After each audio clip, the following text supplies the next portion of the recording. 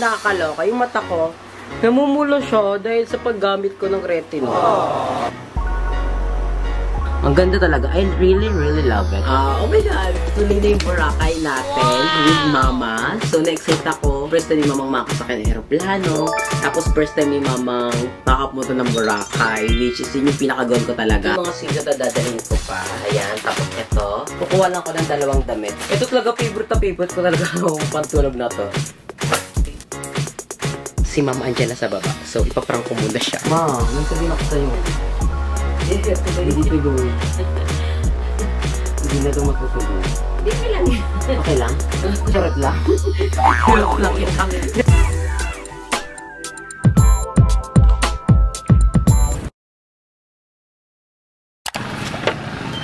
Thank you po.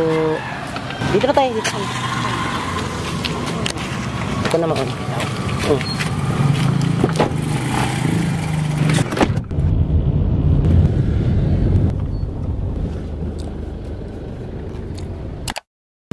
So, ayan, paalis na kami. At ang OA ng usok, OA siya. Si Mother, for the video siya. Dapat si Mama papaupoy ka sa bintana. Kasi nakakaya naman. Kaya dyan na lang siya. For the video si Inday.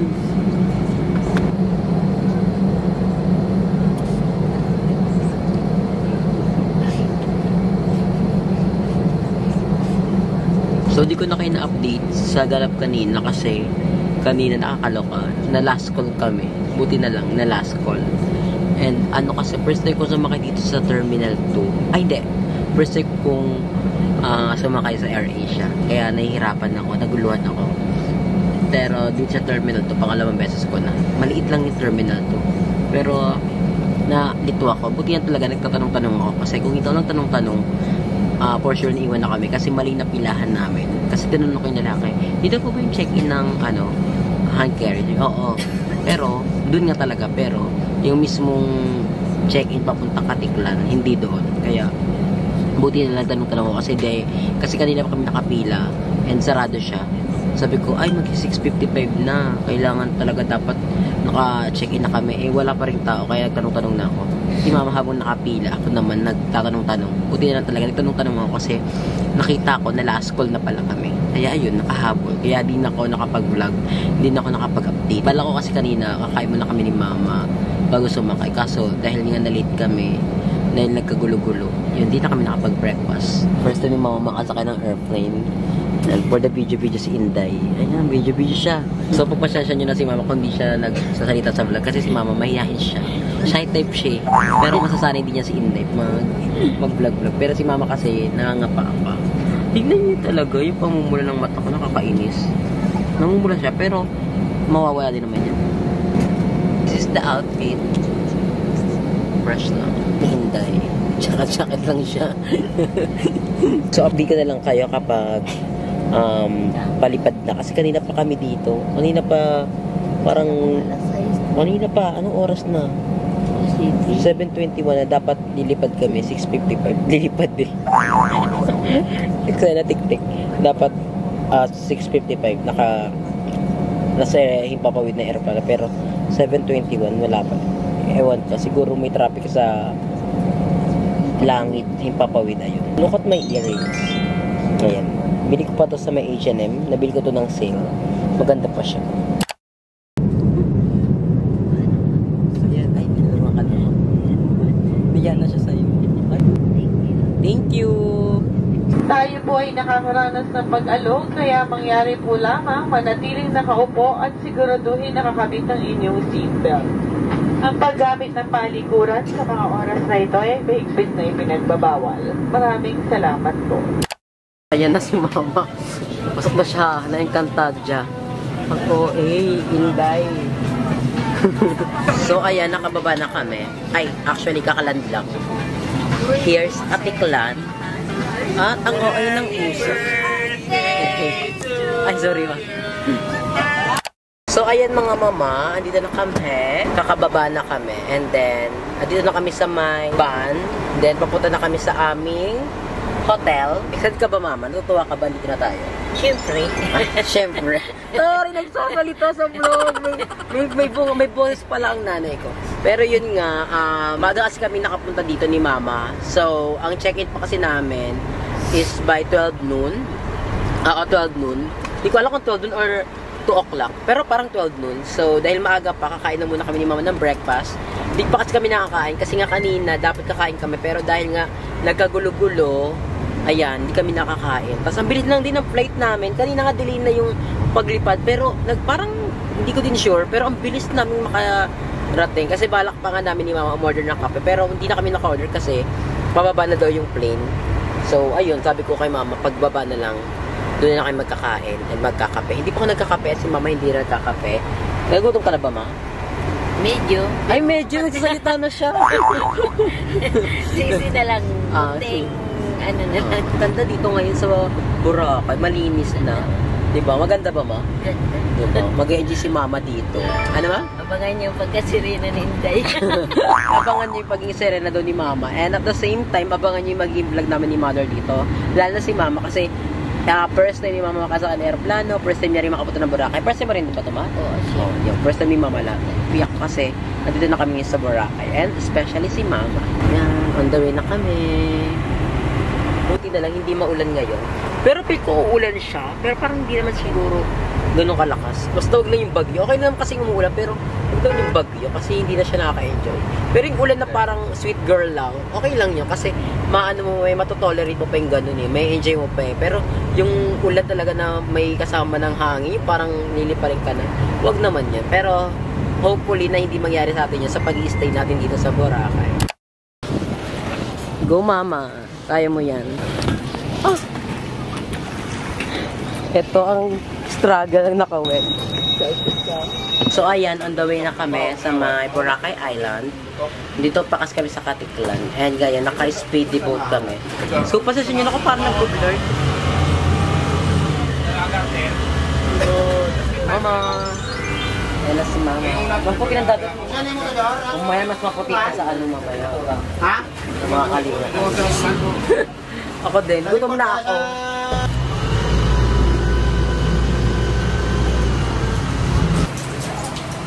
Linon?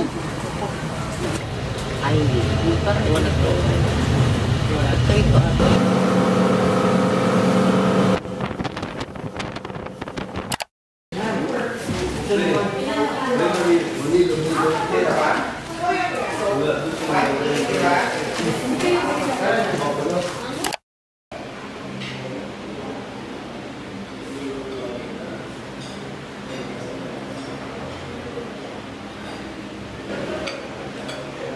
So ayan, nakain muna kami ni Mama dito sa may, hindi ko alam kung saan to, pero nakita lang namin sa daanan. And then nag-breakfast muna kami kasi wala pa kaming kain. Yung check-in kasi namin doon, alas 3 pa.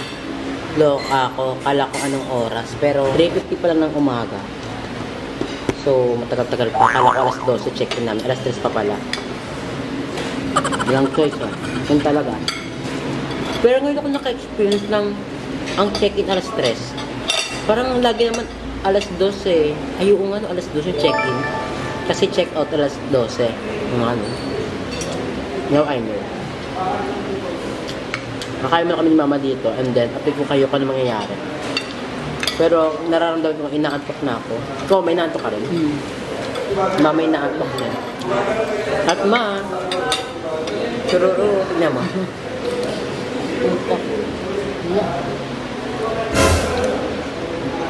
Masira. Natapil ako sa kanina, di ba? Baka hanggang pag-uwi mo lang yan. Kuha pa ka ba? Wow. Baka ano ko niya? Bago dun, ako nag-tip. Inigay ka na yun. Ma, huwag mo na yan. Kuha ka ng bagong plato. Sa buffet kasi kami ni Mama. So, natutuwa ako kay Mama kanina kasi hindi siya learning. Hindi niya alam yung eksena sa buffet. Well, hindi ko rin makan si Mama kasi ako din naman kung first time ko, hindi ko rin talaga alam kung paano yung kalakaran sa buffet. Buti na nandyan ako para at least i-guide si Mama. Ang gusto kasi ni Mama, gulay. Eh, meron ditong gulay. Ang mahal. OA. Parang 400. Tapos sabi niya, may buffet po kami, 350 lang. So, buffet na lang kami. Wala akong gana kumain ngayon. Kasi inaantok ako. Pero gutom ako. Ano mama? Ay, pasta. Ngayon yung kay mama, gulay siya. Tapos kumuha siya ng pasta. Ay, meron kaming juice.